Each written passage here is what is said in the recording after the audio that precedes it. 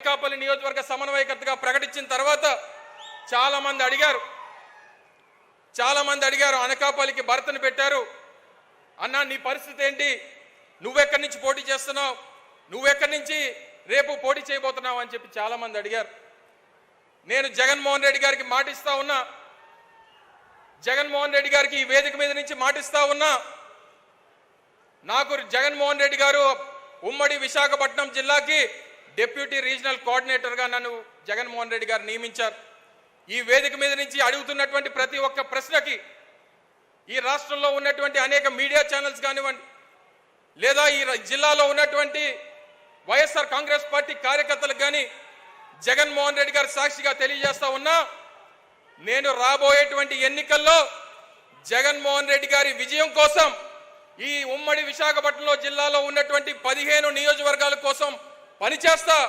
జగన్మోహన్ రెడ్డి గారిని ముఖ్యమంత్రి చేయడమేనా చారిత్రాత్మక అవసరం, ఆయన బాగుండాలి, ఆయన ముఖ్యమంత్రి కావాలి, దానికోసం అవసరమైతే నేను పోటీ నుంచి తప్పుకుంటానని చెప్పి ఈ సందర్భంగా మీ అందరికీ తెలియజేస్తా ఉన్నా. అందరి తలరాతులు భగవంతుడు రాస్తాడు. నేను అనేక సందర్భాల్లో చెప్పాను, అమర్నాథ్ తలరాత జగన్మోహన్ రెడ్డి గారు రాస్తారని చెప్పి ఈ సందర్భంగా తెలియజేసుకుంటూ మరొకసారి ఇంత పెద్ద ఎత్తున విచ్చేసినటువంటి వైఎస్ఆర్ కాంగ్రెస్ పార్టీ నాయకులకు, అభిమానులకు, ప్రజలకు, మరి ముఖ్యంగా జగన్మోహన్ రెడ్డి గారికి ఆశీర్వదించడానికి విచ్చేసినటువంటి వేలాది మంది మహిళా సోదరీమణులందరికీ కూడా హృదయపూర్వకంగా ధన్యవాదాలు తెలియజేసుకుంటూ, మరి అనకాపల్లి నియోజకవర్గానికి సంబంధించి కొన్ని ప్రధానమైనటువంటి సమస్యలు వారి దృష్టికి తీసుకొని వచ్చి, మరి వారు ఇచ్చినటువంటి అనేక కార్యక్రమాలు చేసినటువంటి సందర్భంలో వారికి అతిపెద్ద అగ్రికల్చర్ మార్కెట్ కమిటీ అయినటువంటి అనకాపల్లికి సంబంధించి ఒక నూతనంగా ఒక కోల్డ్ స్టోరేజ్ నిర్మాణం కానివ్వండి, లేదా కొన్ని షాపింగ్ కాంప్లెక్స్లు, ఎందుకంటే ప్రధానమైనటువంటి పట్టణంలో ఉన్నటువంటి అనకాపల్లి మార్కెట్ యార్డ్లో షాపింగ్ కాంప్లెక్స్లు, కన్వెన్షన్ సెంటర్ కడితే బాగుంటుందని చెప్పి మార్కెట్ కమిటీ సోదరులు కానివ్వండి, అక్కడ ఉన్నటువంటి కమిటీ సభ్యులు కానివ్వండి, అందరూ కూడా అడిగారు గౌరవ ముఖ్యమంత్రి గారిని. వారిని కోరుతా ఉన్నా ఒక 5 కోట్ల రూపాయలు దానికి తమరు శాంక్షన్ చేయాల్సిందిగా కోరుతా ఉన్నా. అలాగే పక్కనే ఇప్పుడు కసింకోటలో ఉన్నటువంటి శారదా నది మీద ఉన్నటువంటి బ్రిడ్జ్ ఏదైతే అసంపూర్తిగా ఆగిపోయిందో దానికి ఒక 3 కోట్ల రూపాయలు కావాలని చెప్పి పెద్దలందరూ కూడా కోరడం జరిగింది. మరి గౌరవ ముఖ్యమంత్రి గారిని దాన్ని కూడా శాంక్షన్ చేయాల్సిందిగా మీ ద్వారా కోరుతా ఉన్నాం.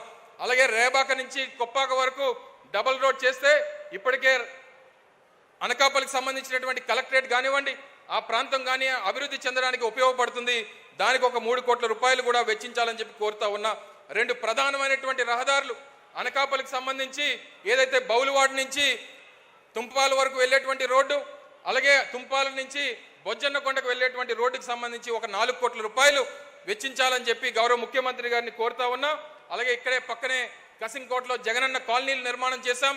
800 ఇళ్లు నిర్మించినటువంటి ఆ కాలనీకి, శారదా నది ఒడ్డున ఉన్నటువంటి కాలనీకి రీటైనింగ్ వాల్ కూడా ఒక 6 కోట్ల రూపాయలు ఖర్చు అవుతుందని చెప్పి పెద్దలందరూ కూడా కోరడం జరిగింది.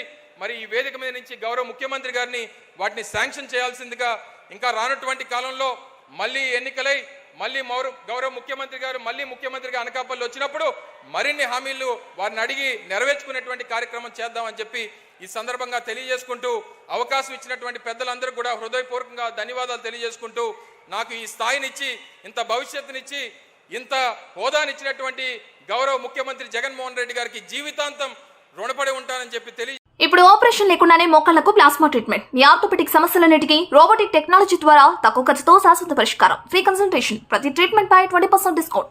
ఈ ఆఫర్ కొద్ది రోజులు మాత్రమే, త్వరపడండి. V9 hospitals 9281465842.